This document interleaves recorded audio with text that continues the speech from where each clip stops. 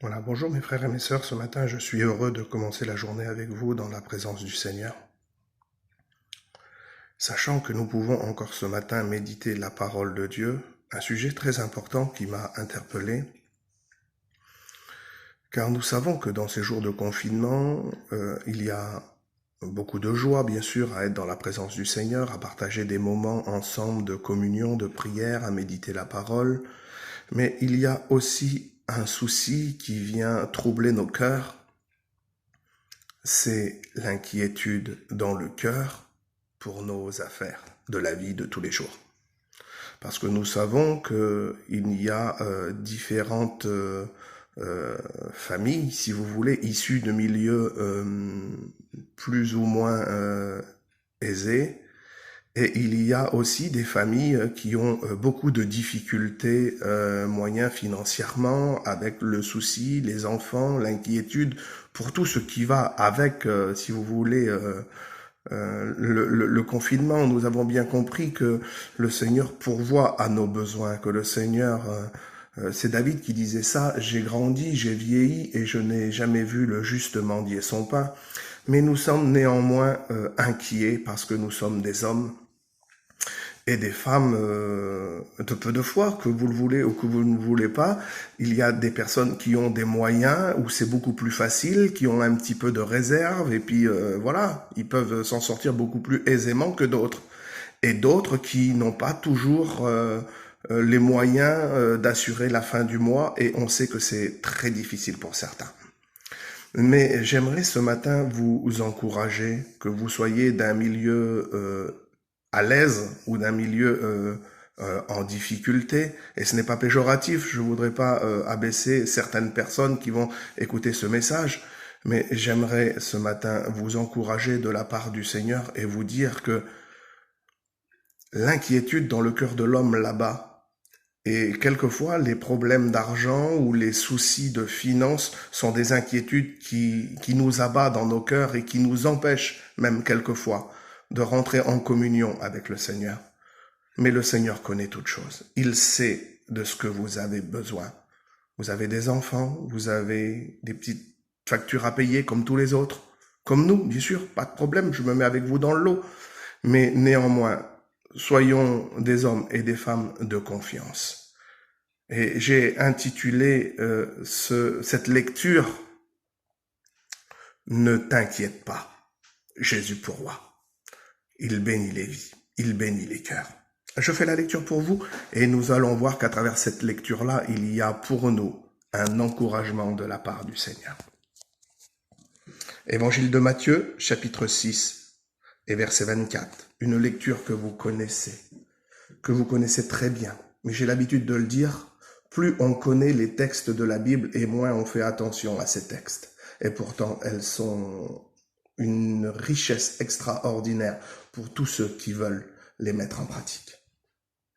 Nul ne peut servir deux maîtres, car il haïra l'un ou il aimera l'autre, ou il s'attachera à l'un et méprisera l'autre. Vous ne pouvez servir Dieu et le monde.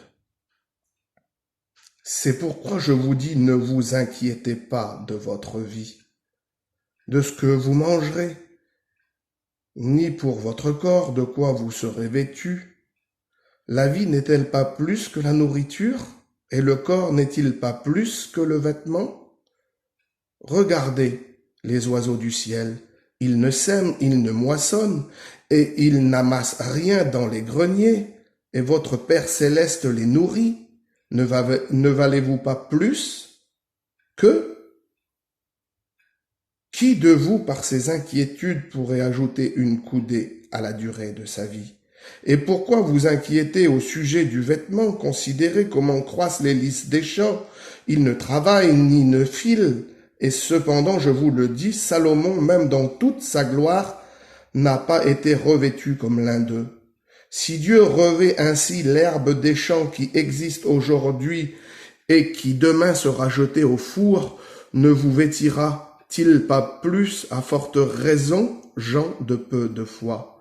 Ne vous inquiétez donc point et ne dites pas « Que mangerons-nous? Que boirons-nous? De quoi serons-nous vêtus ?» Car toutes ces choses Ce sont les païens qui les recherchent. Votre Père céleste sait ce que vous avez besoin.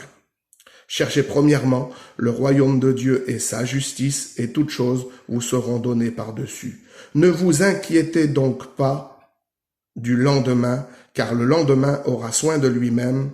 À chaque jour suffit sa peine. J'aimerais ce matin vous encourager et vous dire, mes frères et mes sœurs, même s'il y a des petits soucis à finir le mois et qu'il n'y a plus grand-chose dans les placards, eh ben, ne t'inquiète pas, il est le pain et il pourvoit. Et nous avons maintes et maintes fois fait cette belle expérience où Dieu a pourvu pour le pain quotidien, où Dieu a donné de la nourriture à son peuple, où Dieu a donné le moyen de payer ses factures. Alors ne te soucie pas de toutes ces choses. Bien sûr que c'est naturel de s'inquiéter. Bien sûr que c'est humain quand il y a des choses à faire.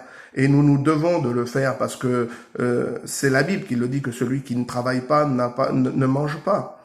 Mais nous sommes dans cette situation où on ne peut pas faire ce que l'on veut, mais Dieu pourvoit. Il a pourvu pour les oiseaux du ciel. Il va pourvoir pour ton foyer. Il va pourvoir pour ta famille, pour tes enfants. Ne t'inquiète pas. Soucie-toi plutôt de ton salut, de ton âme, du confort de tes enfants pour le spirituel. Apporte-leur un mot, que Dieu puisse les bénir, et Dieu se chargera pour le ravitaillement dans tes placards. N'aie crainte, Jésus est celui qui pourvoit.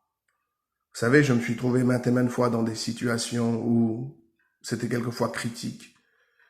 Mais aujourd'hui, en me retournant, c'est derrière moi et le Seigneur a pourvu. Une des plus belles expériences que j'ai fait du Seigneur, c'est quand je ne pouvais plus m'en sortir dans mes soucis, où j'étais vraiment découragé et je n'arrivais plus à surmonter la pente, avec des moyens financiers, des moyens de santé, où je n'avais plus rien. Et j'ai pris une décision, de m'occuper de ces affaires. Et j'ai dit, Seigneur, si je m'occupe de tes affaires, occupe-toi des miennes. Et dès ce jour-là, le Seigneur a résolu tous mes problèmes. Aujourd'hui, je vis normalement, comme tous les autres, mais avec une assurance. Je ne me soucie plus pour le pain. Je sais que Dieu pourra. Que Dieu vous bénisse dans cette journée, mes frères et mes sœurs. Ne craignez rien, il a vaincu le monde.